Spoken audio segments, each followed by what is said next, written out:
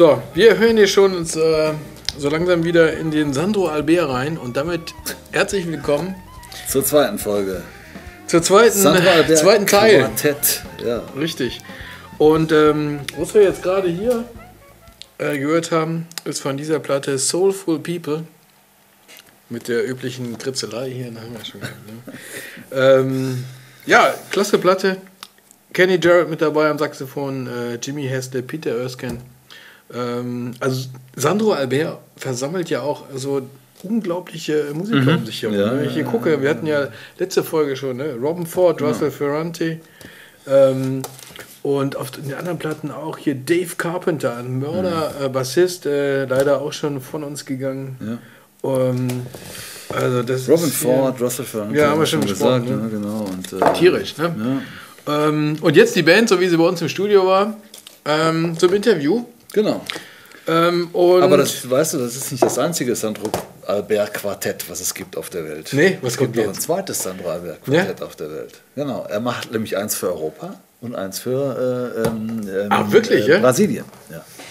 Und das ist dann nochmal so richtig lateinamerikanisch. Da spielt dann Jota Rezende am Piano, Ruben Farias am Bass und Marco da Costa an den Drums. Ja. Und das ist so richtig Latin. Das ist ja wahrscheinlich mehr Latin. Ich meine, neben den Reisekosten, aber ne? Ja, aber es gibt also in Brasilien und es gibt ein Europa-Quartett. Und das wollte ich noch mal. Also mich hat ja dieses Europa-Quartett, wenn es denn das Europa-Quartett war, was hier war, hat mich auch schon sehr begeistert. Also ich finde diese lateinamerikanischen Sachen ja immer klasse. Ne? Also auch diese, auch so gerade für mich als Bassist, ne? Also diese Figuren, die da spielen, die Grooves, ne? Dann auch mit so einem Drummer, gut, mit Tom Brechtlein, der ist ja nochmal eine andere. Ja, der kann so gerade Latin Jazz und so, das aber das finde ich immer beeindruckend. Ne? Also das ist schon klasse. Und dann alles ja auch noch irgendwie, ich glaube, das ist ja auch so ein bisschen so typisch Sandro Albert, so diese Melodien, die er da spielt, ne? Und dann diese lateinamerikanischen Grooves da drunter. Und das klingt alles so leicht, ne? Ja. Am Anfang denkt man irgendwie so, leichtes Gesäusel, aber wenn man da mal hinhört, denkt man, bei Chick Corea in dem Projekt Touchstone mitgespielt. Die waren vor ein paar Jahren auch in Deutschland auf Tour und da waren auch lateinamerikanische Musiker mit dabei, Tom Brechtlein und Chick Corea natürlich, und das hat auch schon gegroovt wie Sau. Ja, also diese lateinamerikanischen Sachen, die sind irgendwie nochmal. Also für mich auf jeden Fall.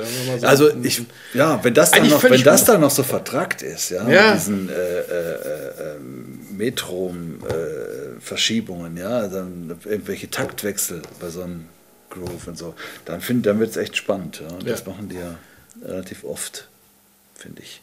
Ja, und für das Ding klingt das so, die machen das so wie nix. Ne? Das geht dann so die haben es drauf. Schöne Komposition, wie ich finde. Also jetzt gerade, dass wir jetzt hier von der Platte, wo wir gerade reingehört haben, Soulful People, im Moment laufen die Platten bei mir so ein bisschen im Auto rauf und runter, weil Sandro uns ja freundlicherweise alles hier dagelassen hat. Ja. Und ich muss sagen, gerade diese Soulful People gefällt mir sehr, sehr gut. Ne? Und ja, hör mal, sollen wir mal ein bisschen... Genau. Nochmal gucken, was da los war. Ich glaube, Verlosung haben wir ja letztes Mal schon gestartet. Aber ich glaube, da könnt ihr weiter immer noch eine Chance anrufen. Geben. Ne? Wir können die Fragen gerne noch mal stellen. Genau, ja. Es ging um diese beiden Alben hier. Das gab es zu gewinnen. Bleibt hier. Die Unterschrift bleibt im Haus. Ne? Und ich sehe gerade hier In-House Music New York. In-House, aber deutsch geschrieben. Sehr interessant ist irgendwie das Label. Das spricht mich jetzt hier gerade so an, musste ich mal kurz erwähnen. Diese Platte kann man gewinnen, wenn man weiß, aus welchem Land Sandro Albert kommt, was mittlerweile, da wir so oft drüber gesprochen haben, nicht mehr so schwierig ist. Es gibt eine Heimatstadt von ihm, die heißt Porto Alegre. Das ist ein kleiner Hinweis, der bei der Suche helfen mag. Wer das weiß, wer das weiß, kommt in die Verlosung und hat die Chance. Also das ist die einfache Frage. Die schwerere Frage, was für Tüftler und Plattendetektive ist das hier? Das ist nämlich ein Promocover von einer Platte, von der wir gerne den Titel hätten. Das heißt, ihr müsst jetzt rausfinden, zu welchem Cover hat sich das verändert. Ja? Und wie sieht die Platte wirklich aus und wie heißt sie? Wie heißt diese CD?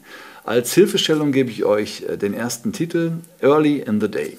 So, wer weiß, bin ich ja mal gespannt. auf welcher Platze von Sandro Albert ist der Track Number 1, Early in the Day. Da bleiben wir bestimmt drauf sitzen. Der ist nah dran, da bleiben wir drauf sitzen, das weiß keiner von euch. 100 Pro. Mann, die sind so schlau, die saugen uns ja alles raus. Ja, kriegen nie eine falsche Antwort geschickt. Ja. Nee, bei allen Verlosungen, wir haben noch nie eine falsche Antwort geschickt bekommen. Stimmt. Leute. Hervorragend. Ja, beeindruckt uns. Ja. Gut, Sandro Albert, hör mal, jetzt haben wir aber noch Interviewstrecke und noch Konzerte. Wir haben noch ein bisschen Interview, genau. Und viele interessante Geschichten von allen aus der Band. Auch so ein bisschen, wie sie ansonsten Musik sehen, wie sie Musik hören. Ja, das fand ich ja mal spannend. Das ist ja auch immer spannend. Also ich meine, wenn man solche Leute hier sitzen hat, dann, ich finde das auch mal gut, so ein bisschen so zu hören, wie denken die über Musik und was geht im Moment ab, ne? Und was hören sie vielleicht selber und was glauben sie, wie überhaupt sich Musik entwickelt.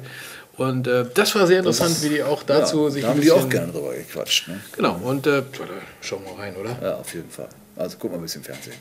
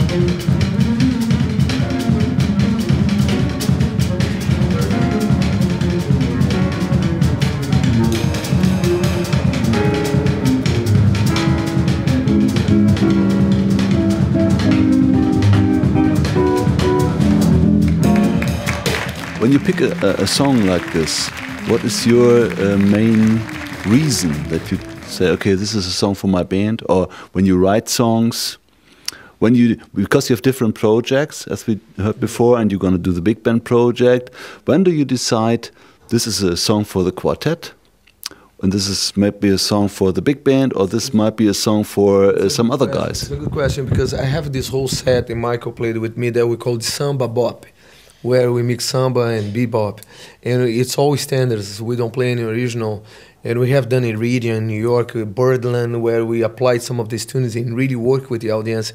As here in Germany, it's been working with the audience too. And I hear comments from musicians or audience, or even James was telling me, I like the arrangement that you did there. It's nice to have these standards in a different way. We have another one that we do that called Sweet and Lovely. And we do Long Ago and Far Away. Sometimes we don't want to repeat songs. We do 2 sets. So we like to have material. It's pretty much we have now in the book maybe 15 songs. Where 12 are original and 3 are standards. And I think through the course of the years playing those standards, I know which one that works more with my originals. Because I always got to keep the Brazilian element when I play standards. I'm not trying, okay, let's play a standard and be straight ahead all the time.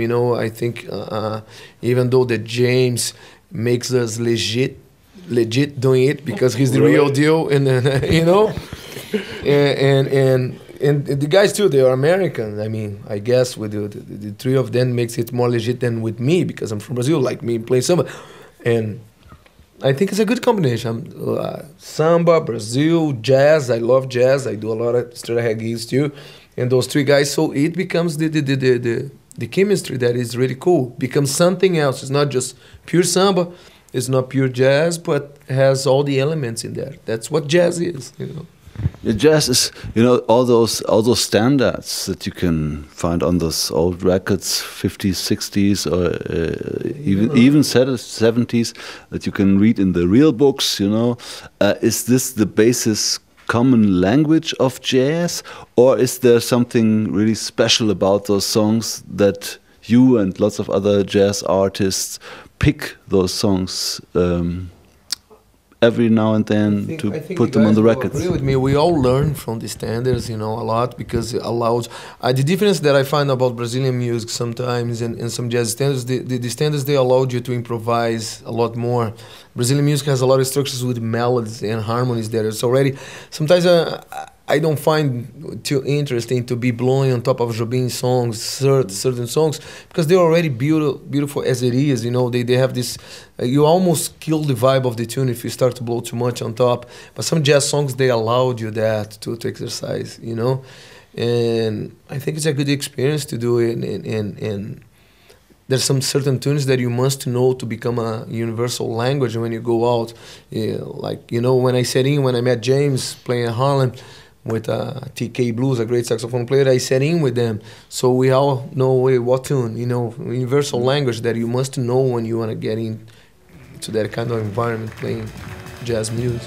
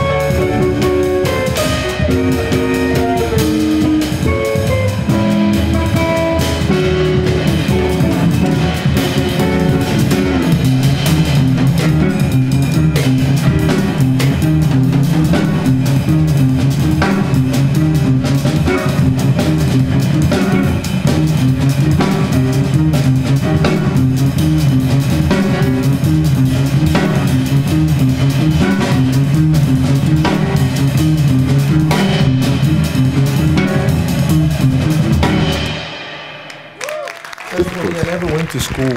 You know, I'm completely street player. You know, never. And that's the way I learned was from the records. And my father used to joke with me. I would ask some money for an ice cream or something. He would say, "Okay, let's make a bet. If you can transcribe that Pixinguinha solo, you know, or that melody, I'll give you $10 to get ice cream." So I would go there, you know, and or any, you know, or a Jobim song. And even though I would get all wrong, but I would making up to get the $10, you know. $10 for ice cream is a lot. I don't know. Yeah, I don't know, you know, but lots of ice cream. But the tasks became more and more difficult. And my father was a big fan of Guilhermando Reis, an acoustic guitar player that was really huge in Brazil, and that Baden Powell thing. And he'd say, "Hey man, if you transcribe, you know, Abismos de Rosa, which was a song, I'll give you some money. You can go get some, you know, go to the movies and stuff." And I would, and I, you know, but never went to school. So the records, I think, were my school. Of course, when I moved to the States, I started to get a lot of books, and now I'm big, you know, I really search into the Van Apps, George Van Apps 3 books from Harmony that's kind of this big. And I always study a lot, but by I became professional musician without any training. And do you have the feeling that learning would ever stop, or are you still working in progress to learn your instrument? I'm getting better every night playing with these guys. It's an education. It's every night. I'm learning from James and Michael. James starts playing the way he plays. I'm going like, okay. This is cool. It's the James kind. It's like he's got his own thing going on. I'm going, and I'm loving it. You know, I sit, I listen, and I'm going like, okay, that. You know, it's something new. You know, and then listen to Michael over here. Hi. Play the bass. The way he plays the bass. You know, and doing the arco stuff, man. That solos are just crazy. I never seen cut the bass in half. Player who played the arco like you did. Thank you. And Thank you so much. Of course, Sandro, we've been playing for so long, you know, and we hadn't played. How many years has it been since we played? Yeah, it's been since I moved out of LA, 6 or like 7 6 years. Yeah. But it's like time, again, it's like time never passes. And I love to, you know, get his take on, like, well, of course, he's Brazilian, if you may have noticed, but it's like when he starts playing rhythms on the guitar, you know, so I'm always checking that out too, you know, and it's like, and then for me, it's like even after a gig, well, not on the road because you can't do it, you go like, oh man, and you go back in the woodshed and you check some of that out, or the concept where you converse with other musicians, like what do you listen to, and then you go check that out too, you know. Because sometimes I find amazed that musicians don't get to listen much music, Right. or they don't get to go out to hear music. That bothers me a little bit, you know, like no, I don't want to hear music. I don't want to hear other people. I think you can lose a lot and miss the point of being a musician, because that's the only way you're gonna renew yourself. Like this thing that I was mentioning, Radiohead. Like I get scary how creative they are in such a hip way and profound way, exploring music. It's like mind-boggling, you know. Yeah, I like internet radio, and is definitely something I've gone to find new things and get and you know discover stuff lately, and that it's been a really interesting thing to mess around with, because a lot of times once you get to a certain point, you start of professional success. Luckily, you're working a lot, and sometimes you get consumed with like, okay, I've got this gig, and I have to like practice this music for this concert, and then I got this tour or whatever. So sometimes you get so wrapped up into what you're doing, you don't have a chance to sit and like just check things out for just listening, enjoying sake. And so you're always like, okay, I got to check this out. I got to study this for this show, and that, and this, that, and the other. So what I've been doing lately is just putting on, when I cook, like dinner, I'll put on something like, and I'll take a name of somebody, or like somebody who's new in town, or somebody who just released a record. It's like, you know, I haven't really heard them. You know, maybe I saw like a set of them somewhere, and it's like, oh well, I know a friend of mine is playing with this guy, and they said great things. So I'm gonna download their name and listen to their records, and again, and get that. Or like with something like I guess like Pandora, or an internet radio thing like that, where you can put in a name of a person that you know, and they just start sending you stuff that's like that, or like they think is like that, and then you start discovering new people, like, oh, that's cool, I haven't heard that before, or like, I don't know that record, but I mean, I know all those guys, but I didn't know they did that record, so then you could, so that's been kind of the best way for me to kind of really touch into, like, new stuff, and find out, because like, growing up in the 90s, I was a big, I came into, like, like a lot of electronic music, and going to raves, and like listening to Bjork and different, Autechre and Aphex Twin and things like that. So that's like, I mean, that's definitely something that's always kind of informed me, like, and has always been an aesthetic that I'm used to or dug, and so sometimes I'll try and like type in their names, or like, and I'll hear new stuff that I haven't listened to electronic music in a while. So it's like, okay, what are they doing new, or what's new out there, and finding things. But I think that's, for me, that's the most interesting way, or the best way that I've been able to find out new music and get new inspiration and check things out.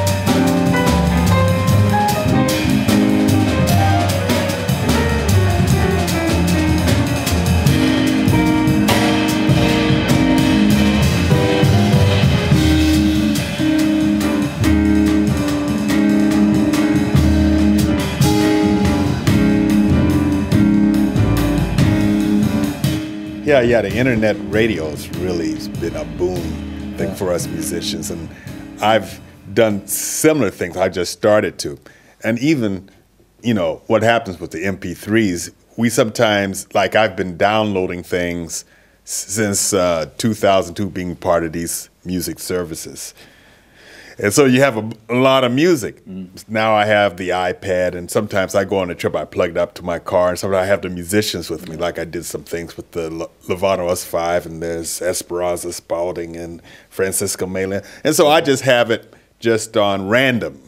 Yeah, and so then you get every genre that you could think of, because I have not just jazz, I have R&B, old school R&B, I have some African music, gospel, I'll have a string quartet.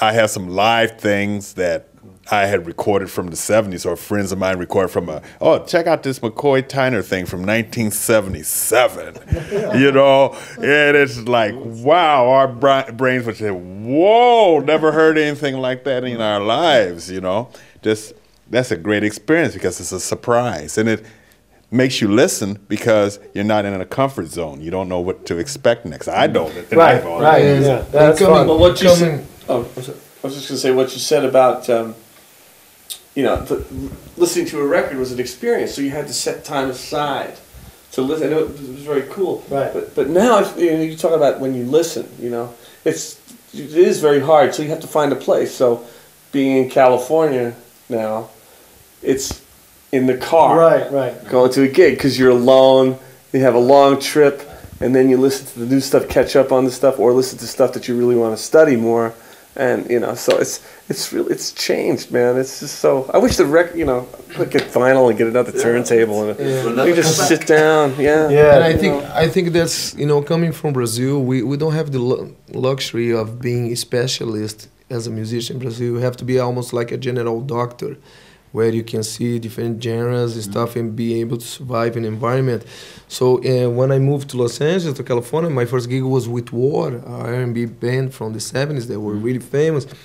And before I became a jazz musician, I had been sideman in Brazil for 10 years, playing with different genres. Then moving to California, I was playing with War, Brenda Russell, some Motown artists too. until I start to do my own records. So I think we all had different phases and being trying different scenarios until you start to see, okay, but this is what I think, that's where I want myself to come out and be represented. Yeah. And it's probably a hard time for you, even for me as a hobby musician, to listen to music without trying to analyze what's happening there. You know, just to listen to a song without analyzing what's the groove, you know, what is the harmony, and what is the sound, how do they do this, or whatever, you know. But it's important to do that, though. It is. I mean, to let the music just wash over you. Yeah. Because even, I give you an example, learning Sandro's music, I just try to let the sound just sort of wash over me first before I even try to play it. So you can... Yeah, so just to get the feeling of the thing, because music was so beautiful. Yeah, you know, I didn't worry about what time signature it was in or none of that. I just listened to it first.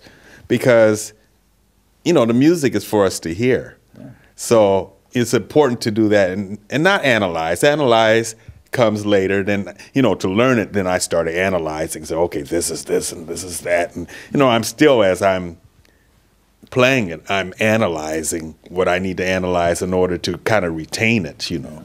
But I think we always have to say, okay, just listen to it, because we might miss something. We're busy trying to figure something out. The minute we try to figure something out, we miss the next thing that happens. That's true. I find it hard, like, you know, you have, you know, an album that, like I've recorded on, maybe you guys have the similar thing. Sometimes I find it hard to listen to stuff I've played on, you know, because you start going, oh, yeah, I could have done that way. That can be tricky, yeah. And the best way to listen to the stuff that you played on, if you're at a party and somebody puts like a CD that you played on, you're not really paying attention to it. You go, wow, that actually sounded really good. You know, it's like, wow, I didn't play so bad on that anyway. It was funny when I used to, I like to dance, and if I'd go out dancing, especially when I was like really in my study mode, like in my 20s, like really just studying, like so I was consumed. But I'd, you know, go out like and go to like a dance thing or a rave or whatever, and I would always catch myself like I would try and dance subdivisions. I'd be thinking like, I'd be like, oh, I'm gonna dance. Oh, this is great. I'm gonna dance. Do you dance over the bar line? I'm dancing triplets. I'm dancing over the bar line. Oh yeah, totally. I'm dancing groupings and stuff.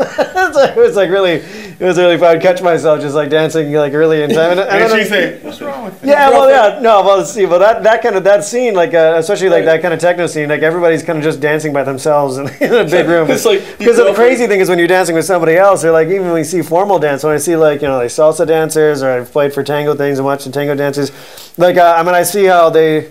And I've actually worked with, and also like modern dancers. I've worked with modern dancers and written some things for choreographers, and the way dancers think about music, and the way people like interact with music dance-wise, and they dance through the time. They're in the time, but they're dancing through the time. Much different than a musician's head, who's like really like breaking it. You're like in the groove. You want to be in the pocket, and like in that groove. And dancers are kind of dancing over that. And it's like to see them like you know, when the swing dance thing was really happening in the late '90s, when there's a resurgence of the swing dance. Like I had a heck of a time like dancing with people, like with a partner, because it was like, well, this isn't in the pocket. We're not in the groove. I mean, this is kind of over the stuff. Like, well, you know, I had that same problem, so you're not alone. I took some swing dancing with a girl, and this guy just yelled at me. You know, it made me mad. You know? Yeah. Dancing for you as a Brazilian? A lot. I danced through my teenagers. I was going out and hang with the girls and. He might dance for you now. No. That's what I was. But I had my days. I had my days. I wasn't really analyzing anything when I would go. I love the 70s, you know, like to dance through to kind of Coed the Gang, Earth and Fire, that kind of thing. Oh man, it was so nice, you know. Yeah. But I think it's important, especially for your musicians. I mean, to have that kind of corporal or body connection to the music is really important. I mean, I played many concerts with them when I was playing with Coed the Gang, with Earth and Fire, Thought of Power, and I would put my guitar after Ward finished play. They would go on. I would be dancing the whole concert in the backstage, and bringing back all the early days. I remember that.